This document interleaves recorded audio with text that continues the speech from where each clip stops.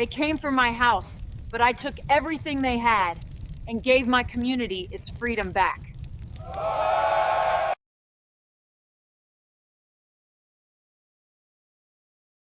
They came for my house, but I took everything they had and gave my community its freedom back. The house had stood for nearly a decade, a proud two-story home with brick siding and a well-kept yard, sitting quietly at the end of a cul-de-sac. The homeowner had worked tirelessly for years to purchase it outright, free of debt, free of obligation, and free of interference. At least that was what he believed when he signed the final papers, but peace in the neighborhood was a fragile illusion. Tucked within the fine print of property documents was a homeowners association, one that claimed dominion over every blade of grass, every fence post, every exterior paint color. For years, he had ignored their attempts at meddling, satisfied that as long as his property was maintained, they had no reason to intrude. That illusion shattered the day the first envelope arrived. It looked official, stamped with the HOA logo, addressed in bold and sealed with a weight that felt heavier than paper should allow. Inside was a notice claiming unpaid dues, late fees, and penalties stretching back several years. The total was absurd, nearly 5 figures, with the threat of foreclosure looming in dark underlined print. At first, he thought it must have been a mistake. He had never once missed a legitimate payment. He kept records, receipts, and proof of every cleared check. Yet here it was in writing. The HOA declared he owed them thousands. He dug through his files that night, pulling out folders, stacking papers across the dining table until the wood beneath disappeared under a sea of documentation. Every canceled check matched the HOA's demands. Every due date had been met. The supposed missed payments simply didn't exist, but the HOA didn't care about facts. A week later, another letter arrived, harsher than the last, insisting foreclosure proceedings would begin unless he complied. It wasn't about money. It was about control. He began to notice the subtle signs of their pressure campaign. Board members driving slowly past his home at night. Anonymous complaints filed about his fence being 2 inches too high. A citation for his trash can being visible for less than an hour. Petty fines stacked like bricks in a wall meant to push him into submission. The neighborhood, once quiet, felt suffocating. He watched as others bent under the HOA's weight, neighbors forced to repaint entire homes because their shade of beige wasn't approved, families fined into bankruptcy for trivial violations, retirees harassed until they sold and moved away. The HOA thrived on fear, wielding authority like a weapon, and now they had turned their full attention to him. Still, he refused to bend. He filed disputes, submitted documentation, and demanded answers. Each time, the HOA responded with silence, or worse, larger fees. They weren't interested in fairness. They were interested in breaking him. One afternoon, he stood outside his home staring at the manicured lawn he had poured so much effort into, and he realized something chilling. If he didn't act, they really could take everything. A forged number here, a manipulated document there, and soon his home could be seized, auctioned, gone forever. That night, as he stared at the pile of notices, a new thought entered his mind, not fear, but resolve. If the HOA wanted war, they would get it, but not in the way they expected. He wouldn't just defend himself. He would dismantle them. He began his research quietly, digging into public records, county filings, and property deeds. He learned the names of every board member, the history of the association, the location of their offices, and the structure of their finances. What he uncovered painted a picture of arrogance and corruption. The HOA wasn't just a group of neighbors enforcing order. It was a business. They collected fees like a tax, padded with fines, and used the money not for the community, but for themselves. Lavish dinners, retreats, and questionable maintenance projects drained the budget while residents suffered under constant harassment. And then he discovered something even more shocking. The building where the HOA operated, their so-called headquarters, wasn't owned outright. It was leased, and the lease was due to expire in less than a year. The owners were entertaining offers, and the HOA, buried in legal battles and debt, was in no position to outbid a determined buyer. The seed of revenge was planted. As the HOA prepared to move against him, filing paperwork and escalating threats, he prepared something much bigger. He wasn't just going to stop them from taking his house. He was going to take theirs, and the best part? They wouldn't even see it coming. The first notice had been their opening move. Now it was his turn to strike back. Digging deeper, the plan could not be rushed. Revenge, to be effective, required patience, precision, and silence. The HOA believed they had him cornered, but in reality, every letter they mailed, every threat they issued only sharpened his focus. Each night, after the neighborhood fell quiet and porch lights blinked out one by one, he sat at his desk with his laptop glowing like a lantern in the dark. What began as a desperate search for loopholes turned into a meticulous investigation. He wasn't just looking for a way out. He was building a case, piece by piece, fact by fact. The first step was learning how the HOA operated. On paper, it was a non-profit entity, but the financial records told a different story. Annual reports filed with the county revealed extravagant operating expenses. Tens of thousands spent on consultants, five-figure dinners, disguised as meetings and landscaping, contracts awarded to companies owned by board members. Themselves. It was corruption, plain and simple. And he kept digging. He studied the board members one by one. The president, a woman known for her iron grip on the neighborhood, had a history of bankrupt ventures. The treasurer, ironically, had once been sued for embezzlement at his previous job. The vice president? A realtor, one who profited every time the HOA forced a family out and put their house back on the market. The web was thicker than he imagined. This wasn't just petty neighborhood drama. It was organized exploitation. But the real discovery came when he turned his attention to the headquarters. It was a modest two-story office building on the edge of town, nothing flashy, yet it carried a symbolic weight. Residents viewed it as the heart of authority, the place where decisions were made and punishments drafted. The HOA board treated it like their fortress. Through county property records, he confirmed his suspicion. The building was leased, not owned. The current landlord, an aging investor, had grown tired of dealing with the association's late rent payments and endless demands for repairs. A quiet note in the file revealed the property would soon hit the market. The timing was perfect. The thought of owning their headquarters sparked a fire inside him. It wouldn't just be revenge, it would be poetic justice. To take the very building they used as a weapon against him and hold it in his own hands. The image was intoxicating. Still, he needed proof to justify the battle ahead. If he bought the building outright, the HOA could still operate from it under their lease. No, he needed leverage, something that would allow him to not only acquire the property, but also decide who stayed inside.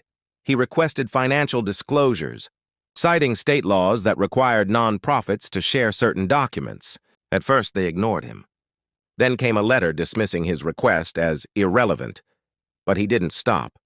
He filed formal petitions citing case law, each step applying pressure until the HOA finally cracked and delivered a stack of redacted documents. The papers confirmed what he already knew: mismanagement, self-dealing, and mounting debt. But tucked at the bottom of the pile was the most valuable detail: the HOA's lease agreement. Buried in the legal jargon was a clause that spelled their doom. The lease allowed the landlord, soon to be him, to terminate early if the tenant defaulted on rent or engaged in illegal activity. The HOA, already behind on payments and mired in corruption, had done both. With the right evidence, he could evict them. And he had the receipts. Weeks passed as he quietly gathered everything: screenshots, bank statements, meeting notes leaked by disillusioned neighbors. Every file, every page added weight to the arsenal he was building. Outwardly, he lived as if nothing had changed, mowing his lawn, waving politely to passers-by, all while constructing the HOA's downfall in the shadows. The board, oblivious to the trap closing in, escalated their threats. Another foreclosure notice appeared, this one stamped with bold red ink, promising a sheriff's sale within 90 days. Neighbors whispered about him at block parties, shaking their heads, convinced he was doomed. But he smiled quietly. 90 days was plenty of time. Behind the scenes, he began to make calls. Real estate agents, property lawyers, and financial advisors, all discreet, all sworn to secrecy. The HOA believed they held the upper hand, but in truth, the entire board was standing on quicksand. One wrong move, and they would sink without a trace. Late one night, he drove past the HOA's office building and parked across the street. The lights were still on upstairs, silhouettes moving back and forth. He watched, imagining the smug expressions on their faces as they plotted their next wave of attacks. They didn't know. They couldn't know. That very building, their so-called stronghold, would soon belong to him. And when the moment came, he wouldn't just take it quietly. He would make sure they felt every ounce of humiliation they had inflicted on others for years. The first notice had been their declaration of war. His investigation had been the preparation. Now, he was ready to strike. The headquarters was waiting, the silent purchase. He moved like a ghost through the world of property transactions, careful to leave no fingerprints on the trail he was building. The plan required stealth. No flashy offers, no whispered threats, no triumphant posts on neighborhood message boards. Pride would be saved. For the moment the deed changed hands and the headquarters keys rested in his palm. Until then, silence was his ally. The first step was to set up the infrastructure of anonymity. He formed a limited liability company, a name bland enough to be ignored and structured precisely to deflect attention. The LLC existed on paper and for legal purposes. To everyone else, it was a nondescript entity, the sort of buyer a landlord might find comforting because it suggested business-like reliability. Then he met with the real estate broker he had vetted weeks earlier, a woman with a reputation for discretion who understood the value of secrets. She handled the negotiations with the landlord on his behalf, never once mentioning his name. The landlord, tired and wary after years of dealing with the HOA's late payments and messy complaints, welcomed the offer. To him, a clean sale meant relief. No more calls, no more headaches. Offers were submitted quietly, far below the fanfare of a public auction, but high enough to be attractive. The proposal accounted for the building's condition, the headaches attached to a tenant like the HOA, and the landlord's eagerness to move on. There would be no open houses, no cash bids shouted from the back of the room, only signatures, checks, and legal transfers performed with efficient indifference. As documents slid across the broker's polished desk and escrow began, he felt the adrenaline settle into a steady hum. For the first time since the foreclosure notice landed on his table, hope felt like a tangible thing instead of a dangerous fantasy. He pictured the thick glass doors of the HOA's headquarters, the framed rules on their walls, the smug trophies of authority. He pictured them all sitting under his roof, figuratively and legally. The image tightened his resolve. During escrow, he kept his normal life in plain sight. He mowed his lawn on weekends, watered the hedges, and waved to the mail carrier. Neighbors who had once judged him shook their heads and returned to the safety of conformity. The HOA continued its bullying, unaware that their seat of power was slipping from their grasp. Every step of the purchase was calculated to avoid triggering any suspicious probes. He used the LLC's bank account to fund the acquisition, routed through accounts managed by his attorney. The seller signed paperwork that named the LLC as purchaser, and the county's recorder logged the pending transfer as another routine commercial sale. He watched the progress through a cascade of emails and legal notices, heart thumping, but his public profile remained clean. The quiet purchase created a private exhilaration, the kind that seeped into the bones and made ordinary tasks feel like components of a larger, more significant machinery. He watched the building from a distance, with a new kind of ownership, a private smile curling when the landlord placed the for sale sign in the window, and then, a week later, removed it with a finality that felt like destiny. Then the final closing day arrived. Papers were signed, not in a courthouse or town hall, but in an attorney's conference room where the language of property and power could be translated into signatures and seals. The deed transferred from the old owner to the LLC. Funds moved quietly. The county recorder updated the title. The LLC became, in the eyes of law and ledger, the new owner of the HOA's headquarters. He didn't rush to announce anything. The world would be notified in due time. And the blow would land harder if it came as a surprise. Instead, he took a walk around the perimeter of his own property as if to reaffirm what was his. The house, the yard, the mailbox, all of it anchored him to the one thing the HOA had tried to steal. He allowed himself one small private laugh at the thought of the board's expressions when they finally learned the truth. Ownership was a tool, and like any tool, it required careful handling. Owning the building did not automatically expel the HOA. The lease they held still had months left, and law protected tenants from capricious evictions. He needed more than a deed. He needed leverage, proof of default, a clear legal basis for termination, and a public narrative that would justify decisive action and strip the HOA of sympathy. That's when the quiet investigations turned into a professional expose. He hired forensic accountants to comb the HOA's books, not with the clumsy outrage of an avenger, but with the meticulous precision of scientists on a mission. Every line item, every vendor payment, every anonymous check was examined. He sent targeted inquiries to state regulators, ensuring the trail could be authenticated and traced. His evidence would not be gossip. It would be documented, signed, and stamped in ways that courts could not ignore. Neighbors, some initially skeptical and others eager for retribution, began to come forward with their own records, emails, photos, text messages, old meeting minutes. A woman who had been fined into silence years before mailed him a folder of canceled checks, showing payments that the HOA had conveniently lost. A former board member, disillusioned and burned by the culture he had once helped create, provided internal memos that described the board's scheme with brutal clarity. Each submission piled up into a mountain of proof. With the building in his name and the evidence mounting, the next move became clear. He would use the landlord's contractual right to terminate the lease. The landlord's contract with the HOA included clauses that allowed for early termination in cases of tenant default or illegal activity. He now had the documentation to trigger those clauses. The HOA's culture of self-dealing and mismanagement could not survive under the scrutiny of audited accounts and formal complaints.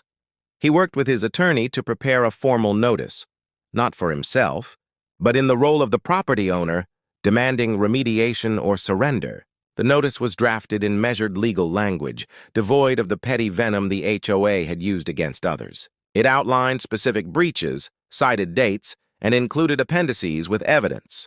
It asked for immediate rectification of rent arrears and the provision of handover documents, the kind of legal ultimatum that left no room for whining. Still, he knew timing mattered. He wanted the eviction to be more than a dry legal victory.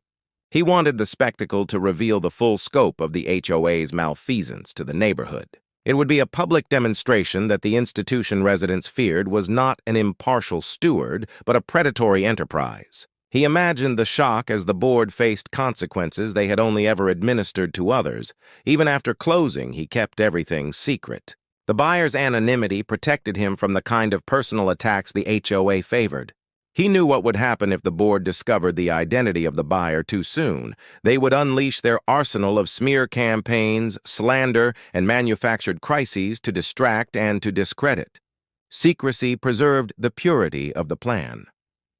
When at last the formal demand letter was delivered, with all the appendices attached and served according to the stern requirements of law, it landed with a quiet but undeniable thud. The HOA could no longer pretend its debts were minor or its accounting pristine. The building's new owner, his LLC, had all the right to demand compliance or vacatur, and the board had only a narrow window in which to fix what could not be fixed. The headache that had once been his was now the HOA's headache, magnified and made public. He watched as their leaders met behind closed doors, frantic and caged. Their bluster, once directed outward toward the neighborhood, turned inward as they argued about contingency plans and damage control. He remained outside the storm, a steady calm in the eye. Ownership had changed him from prey into a force. The deed did not absolve the fear that had dogged him for months, but it replaced it with a new energy, one that fed on strategy rather than panic. The building stood quietly in town records under a name no one would suspect. He had it, Now the next phase began, turning the tables. The storm had finally shifted directions. For months, the HOA had thrown letters, fines, and foreclosure threats at his doorstep, certain they could bend him into submission. But now, with the deed and the headquarters quietly his, the tables had turned. The board didn't know it yet, but they were tenants in his building, answering not to their own sense of power, but to his authority. The irony was delicious. Every demand letter they had sent him now felt like echoes from a past that no longer mattered. His house was safe. His name was clean. And the HOA, the very machine that tried to grind him down, was about to choke on its own gears. The first cracks appeared almost immediately after his attorneys served the notice of breach. The HOA's treasurer sent out a panicked email to residents insisting that rumors of financial instability were exaggerated. But behind the closed doors of their boardroom, chaos reigned. Late rent payments, invoices ignored, checks bouncing. The truth could no longer be hidden. Residents began whispering. Stories of outrageous fines and arbitrary punishments resurfaced, but now with a sharper edge. People had tolerated the HOA's bullying when it seemed untouchable.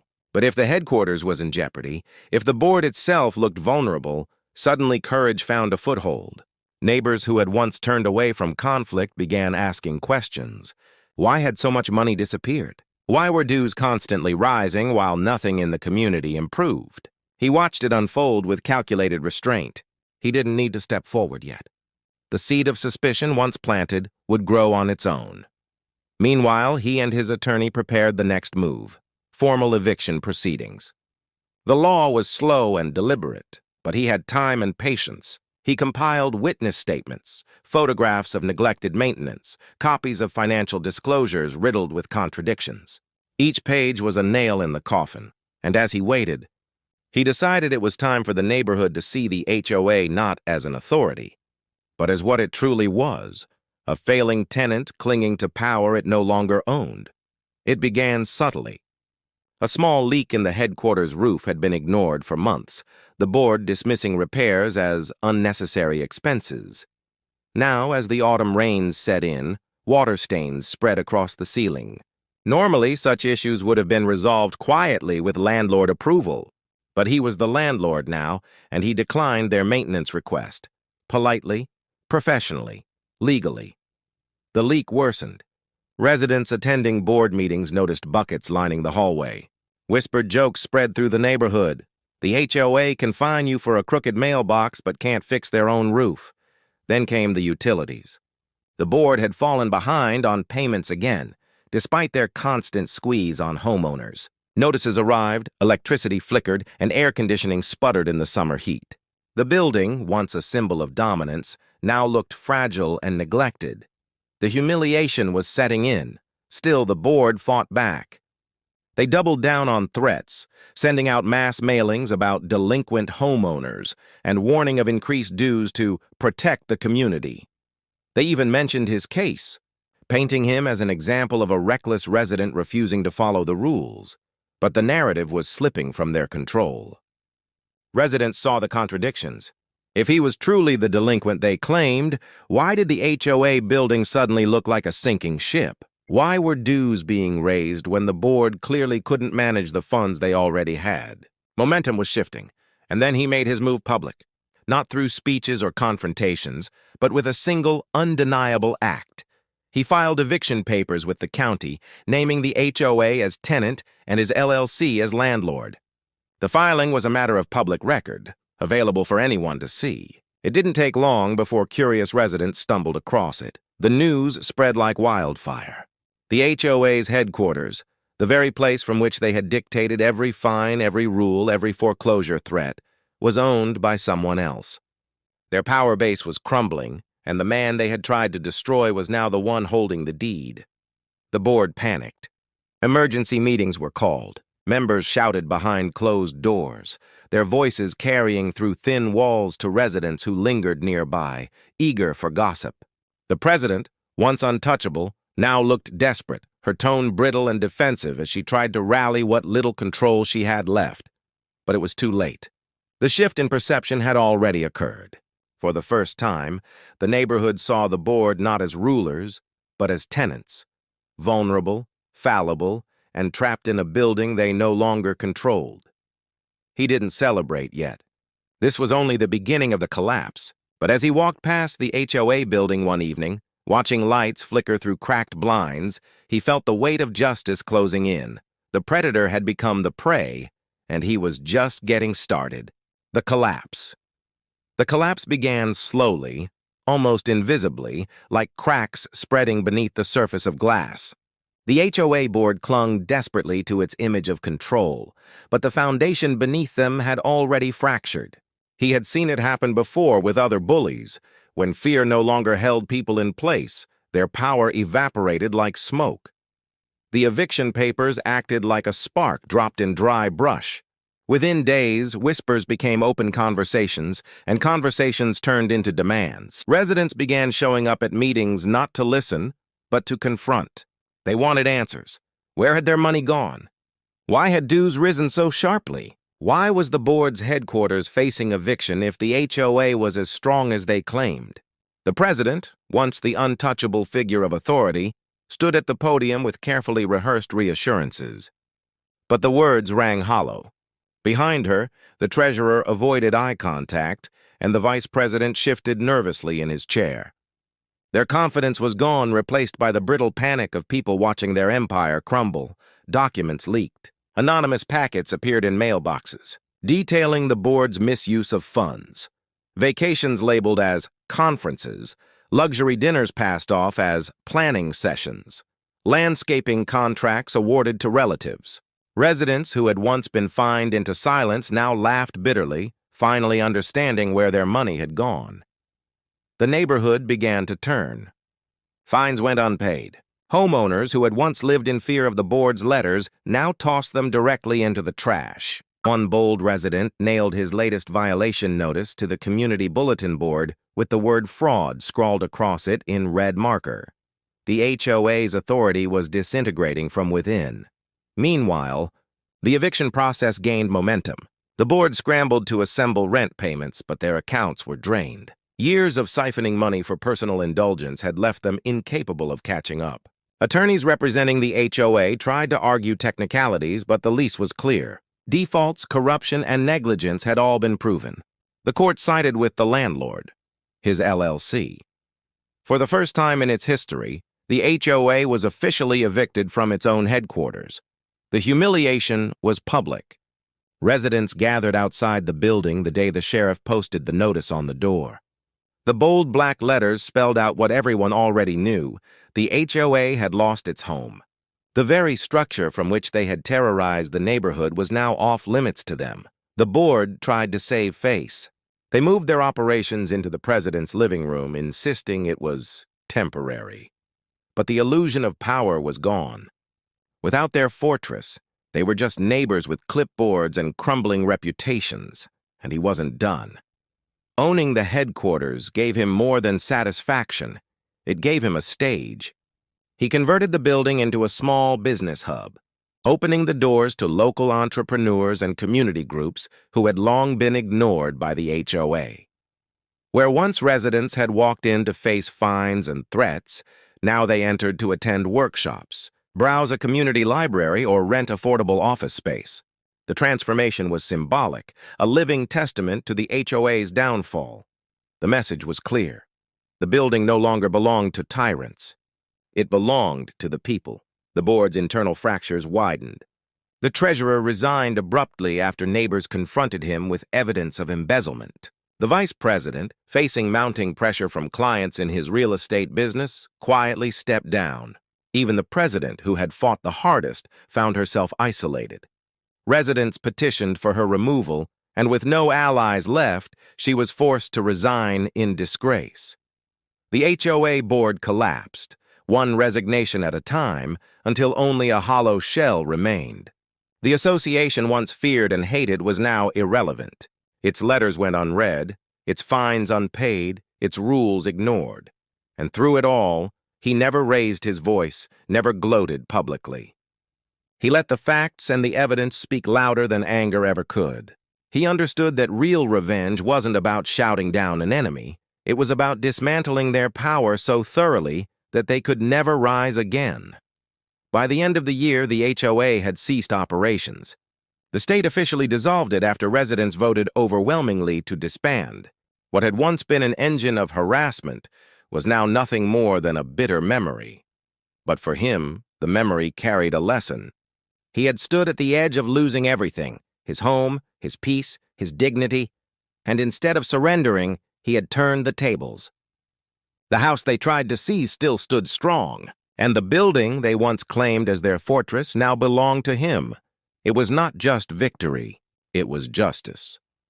Yet as he locked the doors of the headquarters one evening, watching the sunset reflect against the windows of a building now alive with new purpose, he knew there was one more chapter left to write.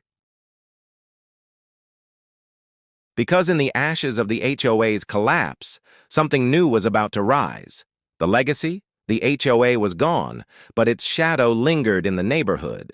For years, residents had lived under its iron grip, trained to obey letters in the mail, to fear board members' glares, and to stay silent rather than risk fines. Even after the board collapsed, the habits of fear remained, and the neighborhood felt like a battlefield where the smoke had cleared but the scars were still visible. He understood that revenge alone wasn't enough. Destroying the HOA had satisfied a deep hunger for justice, but if nothing replaced it, the vacuum could be filled by another opportunist, another self-serving group ready to exploit people desperate for order. The final step wasn't just victory, it was building something better in the HOA's place. He started small. The headquarters, now under his ownership, became a hub for the very community the HOA had pretended to serve. He invited residents inside, not with threats or demands, but with open doors. Local families set up clubs and after-school activities. Retirees organized card games and gardening groups. Small businesses rented desks and shared ideas. What had once been the board's fortress of control transformed into the neighborhood's living room. And slowly, something shifted. Neighbors who had once avoided one another for fear of being reported began to talk again. Block parties returned, this time without the board patrolling with clipboards. Children played on lawns without parents worrying about citations for noise violations. The neighborhood began to feel alive again, no longer suffocated by rules, but nurtured by cooperation. The story of his battle spread far beyond the cul-de-sac. People from other communities reached out, sharing their own horror stories of abusive HOAs. Some asked for advice. Others simply wanted to thank him for proving it was possible to fight back and win. His experience became a symbol, a reminder that ordinary homeowners weren't powerless against the machines designed to control them. But perhaps the most satisfying moment came quietly, long after the eviction and resignations had passed into memory. One evening, he sat on his porch as the sun dipped below the horizon, the sky painted in shades of orange and purple. A few neighbors walked by, waving, their faces relaxed and unburdened. The air carried laughter instead of tension, and the street that once felt hostile now felt like home again. He looked at his house, the one they had tried to seize, and at the building down the road, the one he had taken from them. Together, they stood as monuments to resilience and justice. The irony was sharp. The HOA had tried to strip him of everything, to leave him homeless and broken. Instead, they had given him a story that would be told and retold for years. A story not just of survival, but of triumph. In time, the LLC that owned the headquarters became more than a shell for revenge. It grew into a foundation, dedicated to helping other neighborhoods dissolve abusive HOAs or fight unfair practices. Lawyers, advocates, and homeowners alike gathered under its name. Turning his personal battle into a movement, he had bought the HOA's headquarters to protect himself, but in the end, it became the spearhead for protecting countless others. The legacy of the HOA's downfall was not bitterness, but freedom. Not silence, but community. And though the scars of their reign remained etched in the memories of those who suffered, they were no longer symbols of fear. They were reminders that even the most powerful bullies could be toppled, and that sometimes the best revenge was to build something stronger from the ruins. On the anniversary of the HOA's collapse, neighbors gathered at the headquarters for a community celebration. There was food, music, and laughter that echoed into the night. No fines, no rules, no threats, only people together, finally free. As he stood at the edge of the crowd, watching families dance under strings of lights, he realized the final victory wasn't the eviction, the resignations, or even the deed with his name on it.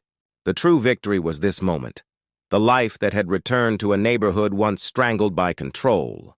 The HOA had tried to seize his house. Instead, he had taken their headquarters, their power, and their future. And in doing so, he had given his community something far greater than revenge. He had given them back their freedom,